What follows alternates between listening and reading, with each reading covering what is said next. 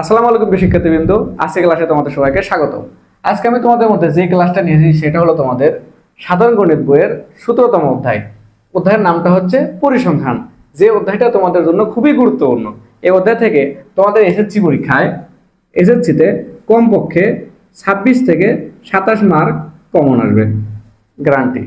তো চলো অধ্যায়টা শুরু করা যাক। তো অধ্যায়ে প্রথমে আরো বুঝতে হবে পরিসংখ্যানটা কি, পরিসংখ্যান কাকে বলে। পরিসংখ্যান বলতে আমরা বুঝি সংখ্যার সাহায্যে কোনো বিষয় বোঝা, সাজানো বা সিদ্ধান্ত নেওয়া, তাকে আমরা বলবো হলো পরিসংখ্যান। এরপর আমরা দেখব তথ্য। তথ্যটা কাকে বলে? তথ্যটা হলো পরিসংখ্যানে সংখ্যার সাহায্যে যা প্রকাশ করা হয় তাকে বলা হয় তথ্য। তথ্যের উৎস হচ্ছে দুইটা। তথ্যের উৎস তথ্যের উৎস হচ্ছে দুইটা। এক নম্বর উৎস হলো প্রাথমিক, দুই হলো গৌণ বা মাধ্যমিক। গৌণ বা মাধ্যমিক। প্রাথমিক উৎসটা হলো যেখানে আমরা সরাসরি উৎস থেকে তথ্য সংগ্রহ করা হয়। যেমন আমরা একটা ক্লাসে গিয়ে সেই ক্লাসের কতজন ছাত্র রয়েছে সেই সম্পর্কে জেনে নিলাম, সেটা হচ্ছে আমাদের প্রাথমিক উৎস বা প্রাথমিক তথ্য। এরপরে আমাদের দুই আছে গৌণ বা মাধ্যমিক। যে তথ্যগুলো আমরা কোনো বই বা রিপোর্ট থেকে নেই তাকে বলা হয় গৌণ বা মাধ্যমিক তথ্য। এখানে প্রাথমিক তথ্যকে সবচেয়ে নির্ভরযোগ্য তথ্যের উৎস বলা হয়। এরপর আমরা দেখবো চলক। চলকটা কাকে বলে? চলক আমরা বলতে বুঝি যে যার মান পরিবর্তনশীল, যার মান নির্দিষ্ট নয়, পরিবর্তন হয়, সংখ্যা ভেদে পরিবর্তন হয়, অবস্থান ভেদে পরিবর্তন হয়, তাকে আমরা বলবো চলক। চলক এখানে দুই প্রকার, এই দুই প্রকার বিচ্ছিন্ন চলক এবং অবিচ্ছিন্ন চলক। এটা আমাদের জন্য খুবই গুরুত্বপূর্ণ। বিচ্ছিন্ন এবং অবিচ্ছিন্ন খুবই গুরুত্বপূর্ণ।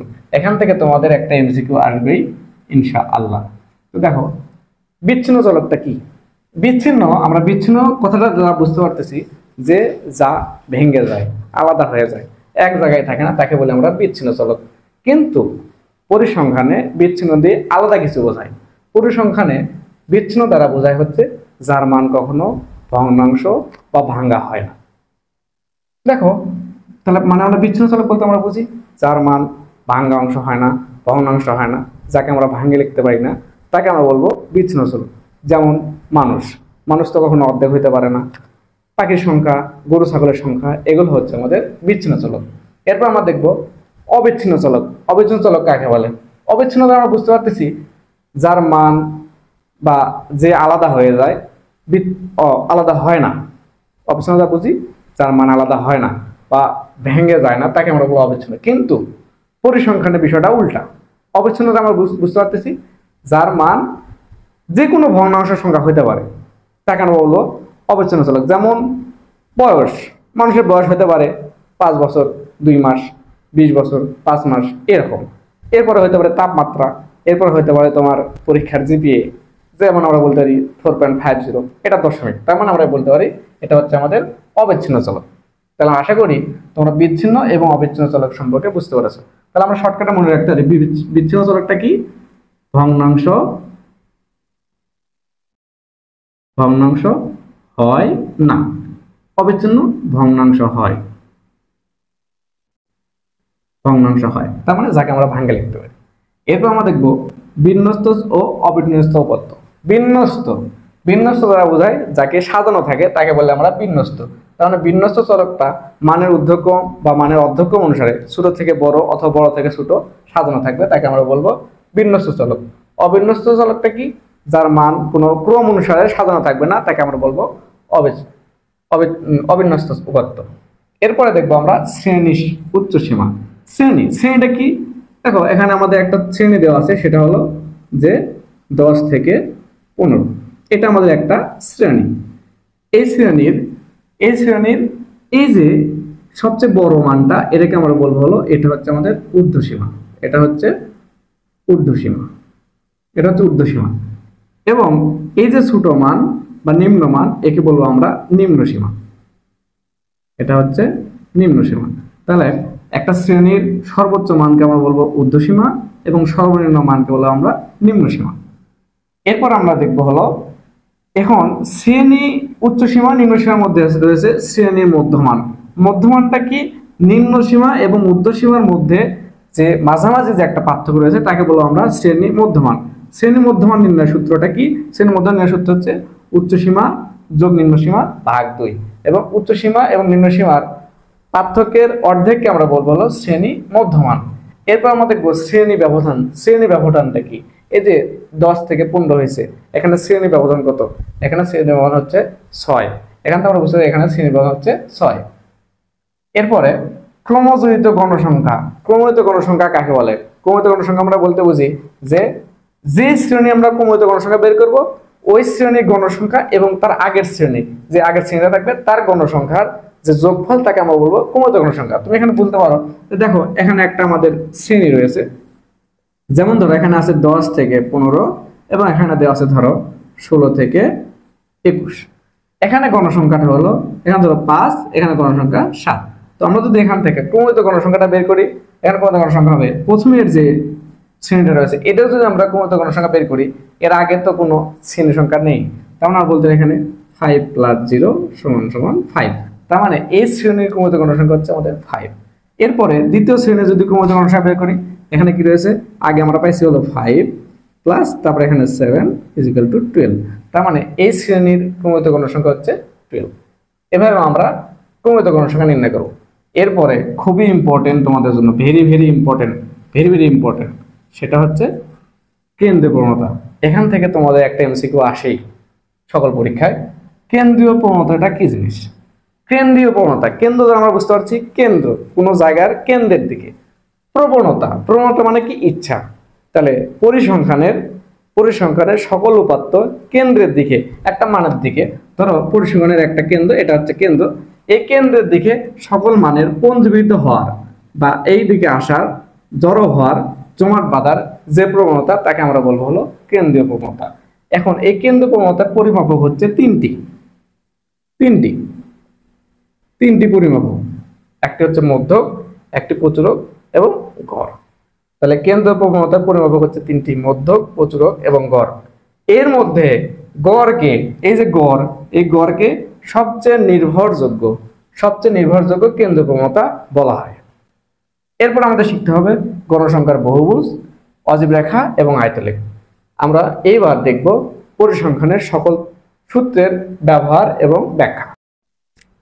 তো এবার আমরা দেখব পরিসংখ্যানের সূত্র। প্রথমে আমরা দেখতে হবে পরিসর নির্ণয় সূত্র। পরিসর সমান সমান উপাত্তের সর্বোচ্চ মান বিয়োগ সর্বনিম্ন মান যোগ 1। এরপর আমরা দেখব শ্রেণী মধ্যমান। শ্রেণী মধ্যমান নির্ণয় সূত্র হচ্ছে শ্রেণীর উচ্চ সীমা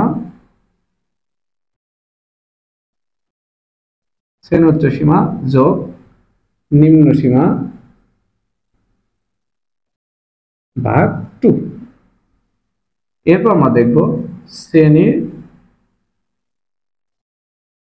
ব্যবধান নির্ণয় সূত্র। শ্রেণী ব্যবধান সমান সমান শ্রেণীর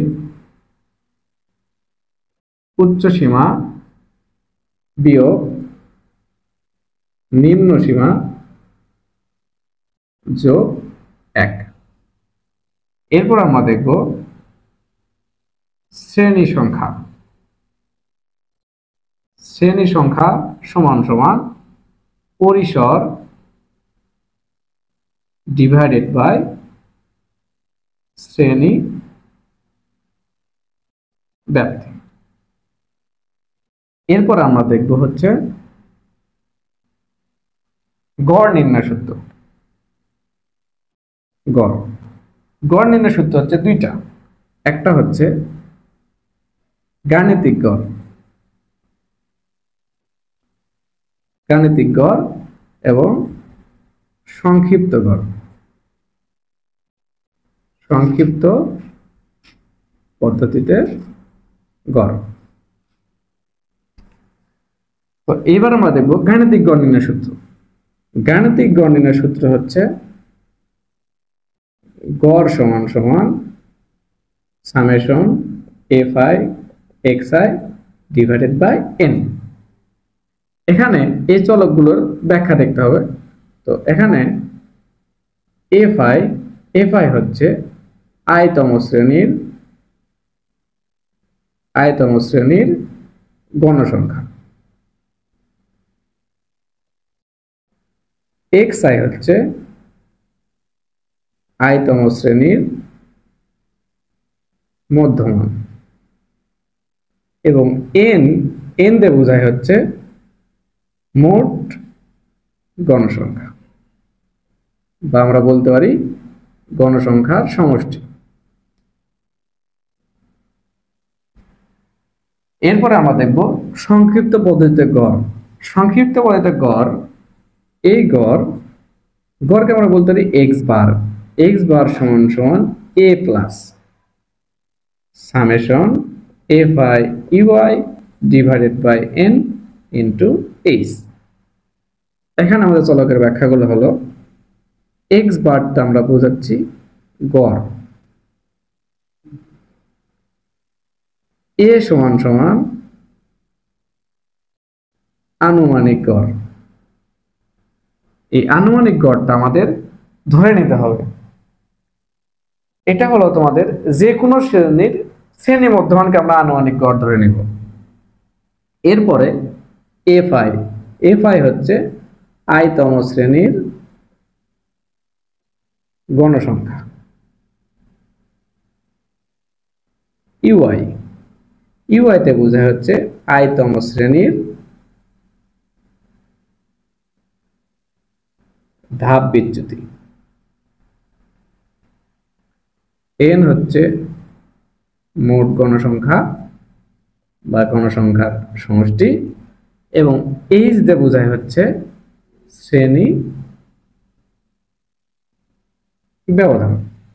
তো এখানে তোমাদের কাছে ধাপ বিচ্যুতি যা নতুন মনে হতে পারে। তো ধাপ বিচ্যুতি নির্ণয় সূত্র,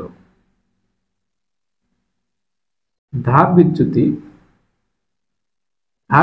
সমান, ধাপ বিচ্যুতি কি প্রকাশ করা হয়? ইউআই সমান আমরা বলতে পারি শ্রেণী মধ্যমান, যে কোনো শ্রেণী মধ্যমান মাইনাস আমরা যেটাকে আনুমানিক গড় ধরে নিব, সে আনুমানিক গড় ডিভাইডেড বাই শ্রেণী ব্যাপ্তি। তো এই সূত্রটাকে যদি আমরা চলকের মাধ্যমে লিখি, তাহলে আমরা বলতে পারি যে ইউআই সমান সমান শ্রেণী মধ্যমান xi মাইনাস আনুমানিক গড় a ডিভাইডেড বাই h। তো এইটা হচ্ছে আমাদের ধাপ বিচ্যুতি নির্ণয়ের সূত্র। এবার আমরা দেখব মধ্যক নির্ণয় সূত্র। এখানে মধ্যক নির্ণয় সূত্র হচ্ছে তিনটি, 1 2 3। এখানে মধ্যক নির্ণয় সূত্র তিনটি। একটা হচ্ছে মধ্যক বা আমাদের উপত্যগুলো যদি অবিন্যস্ত আকারে বা বিন্যস্ত আকারে দেওয়া থাকে, সেখানে মধ্যক নির্ণয় সূত্র হচ্ছে দুইটি। তো এখানে মধ্যক বা গণসংখ্যার সমান সংখ্যা যদি আমাদের n সমান সমান যদি জোড় হয়, মানে জোড় সংখ্যক যদি আমাদের গণসংখ্যা থাকে, তাহলে মধ্যক সমান সমান। তো এখানে আমরা বলতে মধ্যক সমান সমান n ডিভাইডেড 2তম পদ যোগ n ডিভাইড বাই 2 প্লাস 1তম পদ ডিভাইডেড বাই 2। তার মানে আমাদের মধ্যক বা গণসংখ্যার সংখ্যা যদি জোড় হয়, তাহলে মধ্যকের সূত্র হচ্ছে n/2তম পদ যোগ n/2 প্লাস 1তম পদ ডিভাইড বাই 2। এখানে n দিয়ে আমরা বোঝাচ্ছি আমরা গণসংখ্যা, n দিয়ে বোঝায় গণসংখ্যা। এরপরে n যদি বিজোড় হয়, n বিজোড় হলে মধ্যক সমান সমান n যদি বিজোড় সংখ্যক দেওয়া থাকে, তাহলে মধ্যক সমান সমান n প্লাস 1 ডিভাইড বাই 2 তম পদ। এরপরে যদি শ্রেণী বিন্যস্ত উপাত্ত হয়, শ্রেণী বিন্যস্ত মানে শ্রেণী আকারে বা টেবিল আকারে বা সারণী আকারে যদি দেওয়া থাকে সেখানে মধ্যক, মধ্যক সমান সমান মধ্যক সমান সমান L plus n/2 minus fc into h divided by fm। তো এখানে চলকগুলোর পরিচয় হচ্ছে এল। এলটা আমরা কি বোঝাবো? এলটা হচ্ছে যে শ্রেণীতে মধ্যক অবস্থিত সে শ্রেণীর নিম্ন সীমা। আমরা বলতে পারি যে মধ্যক শ্রেণীর নিম্ন সীমা। এরপরে এন, এন দিয়ে বোঝাচ্ছি আমরা গণ সংখ্যা। এফসি সি আছে এখানে, এফসি এটাকে তোমরা শর্টকাটে মনে রাখবে। সি দিয়ে বোঝাচ্ছি হলো ক্রমোদিত গণসংখ্যা, বা সি দিয়ে আমরা বোঝাচ্ছি পূর্বের শ্রেণীর ক্রমোদিত গণসংখ্যা। আমরা বলতে পারি এখানে মধ্যক শ্রেণীর, মধ্যক শ্রেণীর পূর্বের শ্রেণীর ক্রমযোজিত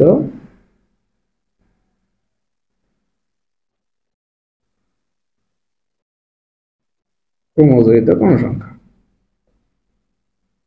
এরপরে এইচ, এইচ এইচ এর সাথে আমরা পরিচিত, এটা আমরা বলছি শ্রেণী ব্যবধান। এরপরে এফ এম, এম দিয়ে বুঝাচ্ছি হলো মিডল মানে মেইন, যেটা আমাদের মধ্যক শ্রেণী। তাহলে আমরা বলতে পারি মধ্যক শ্রেণীর গণসংখ্যা। তো এই হচ্ছে আমাদের শ্রেণী বিন্যস্ত অনুপাতের মধ্যক নির্ণয় সূত্র। এরপর আমরা দেখব হলো প্রচুরক নির্ণয় সূত্র। এবার আমরা দেখব প্রচুরক। প্রচুরক, এখানে প্রচুরক কথাটি দ্বারা বোঝাচ্ছে প্রচুর, যে শ্রেণীতে আমাদের গণসংখ্যাটা বেশি সেটা হচ্ছে আমাদের প্রচুরক শ্রেণী।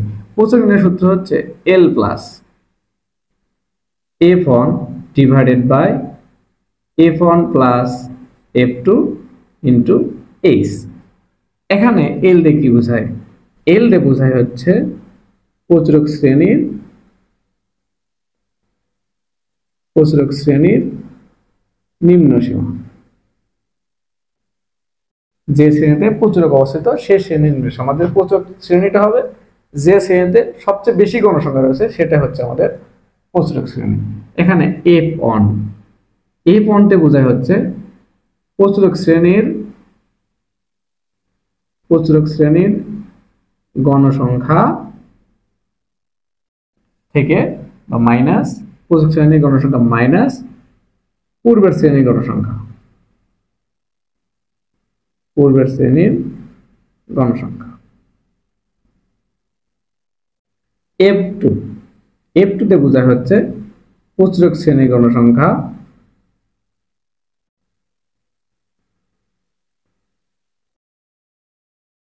মাইনাস পরবর্তী